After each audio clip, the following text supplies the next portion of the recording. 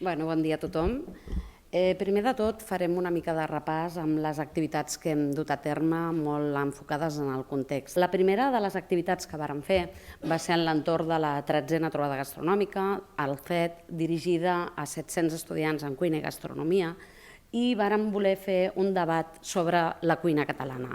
La cuina catalana en quant a les bases de cuina, en quant a territoris, ho vam centrar en els arrossos i vàrem participar cuiners que avui estan aquí a la sala, com podeu veure a la fotografia. Les conclusions quines són? Hem de seguir formant amb bases de cuina catalana, amb cuina tradicional, evidentment amb mirada de futur, amb tècniques noves i que s'adeqüin als temps d'ara, però sí que és molt important no perdre la nostra identitat. I els futurs professionals de cuina, a totes les escoles, fem molta feina en base culinària de cuina catalana, que tant se'ns critica que només ensenyem a esferificar. No és cert, ensenyem bases, ensenyem cuina clàssica, cuina professional i també ensenyem, evidentment, la mirada de futur i el que és la creativitat. Només faltaria que no miréssim cap endavant.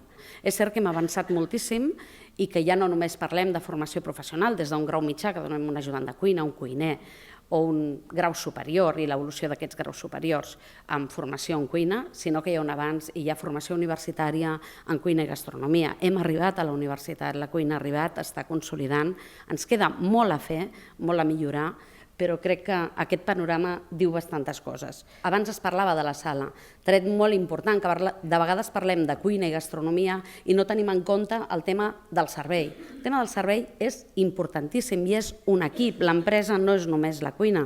Sí que és cert que la cuina és un referent i està allà i no l'hem d'obviar, però hem de fer equip. I no és menys ni més una altra, vull dir, no és qüestió d'una lluita, és qüestió d'una unió. Després, també cal destacar tot el tema del coneixement científic.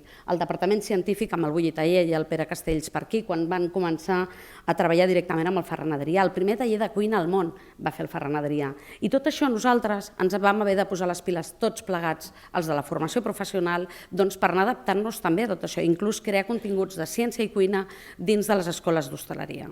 A l'actualitat, què tenim? 8 graus en tot l'estat espanyol de cuina i gastronomia i tenim molta influència al món. Tenim molta influència al món des de la cuina catalana i això hem de seguir fent estratègia per seguir així. No serà un regal per sempre. Aquest moment dolç, aquest moment àlgid, pot passar i l'hem de seguir treballant i conservant. I hi ha una mirada cap al 2025. Aquí he posat dues coses, els futurs doctorats, estem parlant de formació, els futurs experts, recerca, coneixement aplicat de la cuina. Això és importantíssim. I després la mirada cap al 2025 també cap al model de negoci que busca el restaurant, que busca el sector, que busca les col·lectivitats, que busca la indústria gastronòmica, que busca tot el gran sector, si no només un restaurant. I hem d'estar adaptats amb això. S'està fent una acció molt forta en millorar la formació professional en quant a l'empresa, a que tinguin més pràctiques, o sigui, aprendre més fent el que es deia abans. La situació d'aquestes universitats on estan distribuïdes a l'estat espanyol.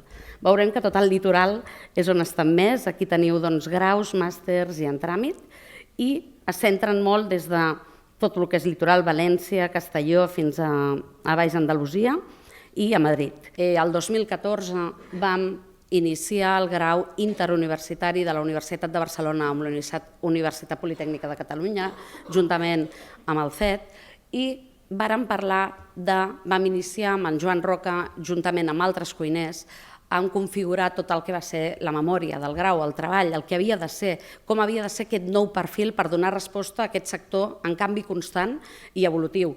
I llavors, una de les coses que vam plasmar era que havia de ser una dimensió global, multidisciplinar, multisectorial. Els nostres estudiants van a 3 campus, a 3 centres.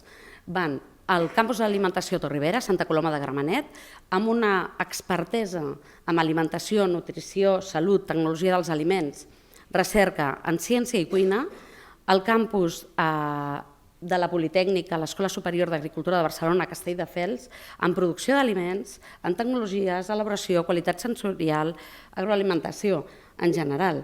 I després el CET amb la part de cuina, tecnologia i recerca aplicada en cuina. Llavors vàrem fer 2 mencions, 2 especialitats, una a Direcció Culinària en Innovació de la Indústria Alimentària i Col·lectivitats i una altra en Direcció d'Alta Cuina i Innovació Gastronòmica. M'agradaria destacar també el paper de la dona a la cuina.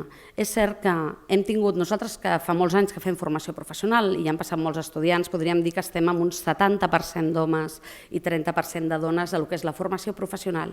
I en canvi, el graus universitari, amb els 6 anys que portem, amb les 6 matrícules que portem, estem a un 50% i fins i tot l'any passat va ser un 51-49 de dones. Però sí que és cert que anem cap a un camí de la ciència, la cuina, el coneixement, la transferència de coneixement és molt important, academitzar la cuina i a Catalunya tenim actualment de donar continuïtat en el nostre grau a l'Interuniversitari de Ciències Sensorials en Alimentació i la gastronomia sostenible.